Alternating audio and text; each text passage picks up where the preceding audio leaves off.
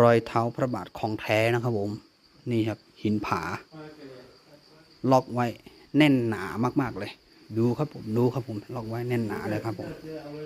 ที่นี่รัฐกะเหรี่ยงนะครับที่รัฐกะเหรี่ยงก็มีคนไทยมาถวายอะไรนะเขาเรียกว่าอะไรนะตรงเนี้ยอันเนี้ยคนไทยก็มาถวายด้วยนะครับผมนี่นะครับรัฐกะเหรี่ยงนะครับผมคนไทยมาถวายอะไรนะครอบครัวประกิตครอบครัว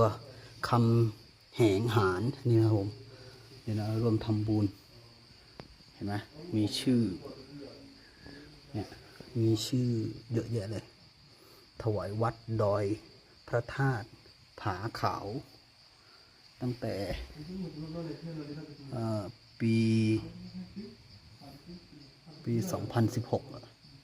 59เนี่ย59 2016นะครับโอ้โห